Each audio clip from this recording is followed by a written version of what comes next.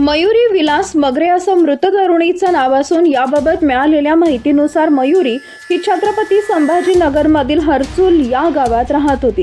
मात्र कामानिमित्त ती सिडको N9 भागात भाड्याच्या घरात राहायला गेली। मयुरी आधी हर्सुल गावात आपल्या घरी गेली। तिथं तिनं कुटुंबासोबत जेवण केलं। जेवण केल्यानंतर ती सिडको N9 भागातील तिच्या भाड्याच्या घरात आली। भाड्याच्या घरात येत तिनं गळफास घेत जीवन संपवलं। शेजारच्या लोकांनी मयुरी खूप वेळ बाहेर आली नाही म्हणून कॉल केला, मात्र मयुरीनं कॉल उचलला नसल्यामुळे त्यांनी दरवाजा ठोठावला।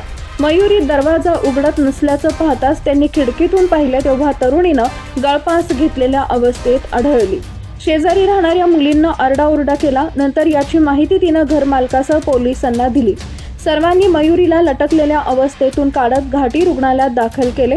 या प्रकरणी पोलीस अधीक्षक तपास करत आहेत। मयुरीच्या पश्चात आई, वडील, 4 बहिणी आणि 2 भाऊ असा परिवार आहे। मयुरीनं नक्की असं टोकाचं पाऊल का उचललं याचा तपास पोलीस करत आहेत।